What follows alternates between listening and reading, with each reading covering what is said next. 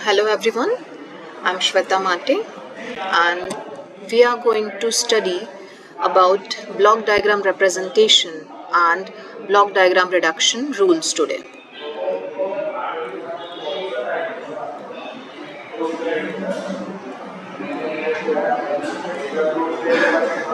So to begin with, why do we use block diagram reduction techniques basically? So if you need to represent a very complicated system in a simpler form, you can make use of block diagram. So block diagram basically consists of different types of elements. So the elements are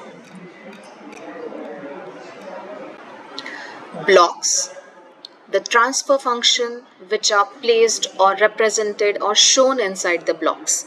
Then there are summing points where different mathematical operations takes place. Then takeoff points from where signals are transferred from one point to another, and this is done, or the interconnection between the blocks is shown by the arrows. So blocks, transfer functions, summing points and takeoff points, arrows are the basic elements of any block diagram.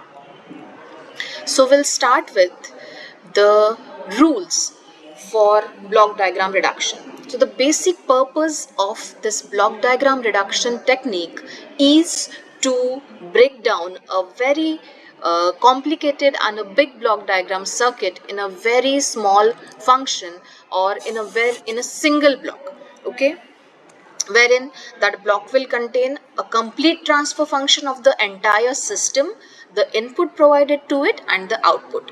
Okay, so any complicated system, it can be converted into a simple form and the transfer function can be calculated using the results delivered previously. So to bring a block diagram into a simple form, we have to make use of certain mathematical rules that we are going to study today. So to begin with, the very first rule is associative law. You can see here, these are the summing points. We have got two summing points here. Input is R1 and R2 provided to the first summing point. This plus sign represents the positive R1 signal and the negative sign indicates the negative R2 signal. So if you want to take the output from the summing point, it will be R1 which is positive minus R2 which is negative. Now this R1 minus R2 will be provided or transferred to the next summing point. So input to the next summing point is R3, and if you see the overall output here, it is R1 minus R2 plus R3 because R3 is a positive signal. So if we try to change the position of the summing points, we will observe no change in the output. You can see here in the previous diagram, input to the first summing point was minus R2 and to the second was plus R3. After interchanging the position of the summing points, the final result is still the same, that is R1 plus R3 minus R2. So we can say that associative law is applicable only when the summing points are connected directly to each other and in between them there is no block or a takeoff point. Okay, so this is the first rule used for block diagram reduction, to which we call an associative law. The condition is there has to be no intermediate block between two summing points and no takeoff point as well. So this is rule number 1. If at all there is a block in between, so what change in output will occur, that we are going to see now. So to the first summing point, input is R1 positive and R2 negative.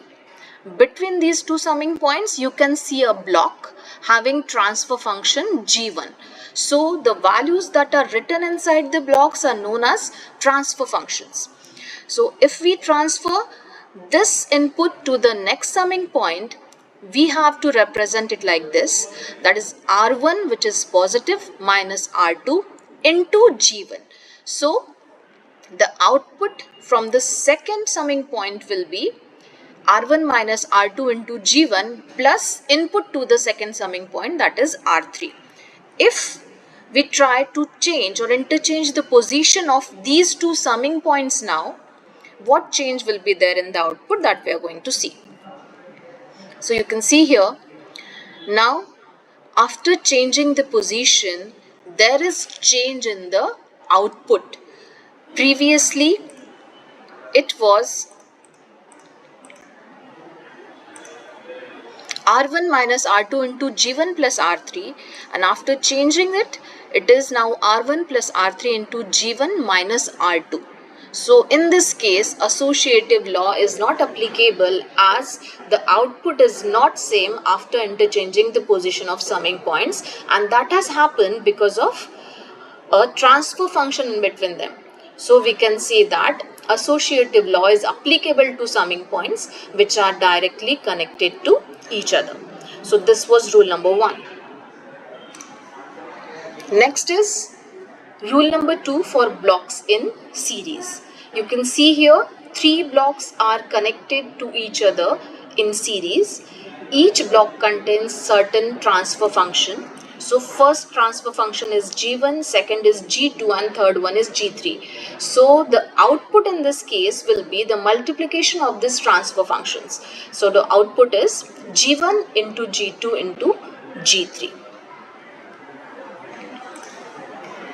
So if there is a takeoff point or a summing point in between the blocks cannot be said to be in series, and hence you will not be able to multiply the transfer functions. So this is rule number 2.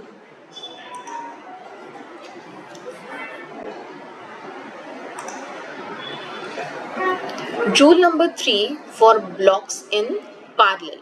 So the transfer function of the blocks which are connected in parallel get added algebraically considering the sign. We have seen when the blocks are in series, the output will be the product of the transfer function.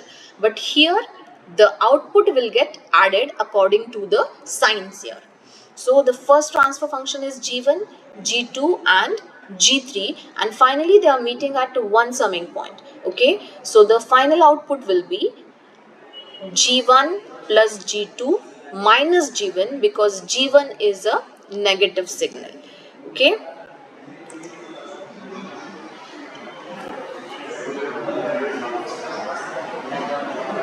So remaining 2 rules we'll see in the next lecture.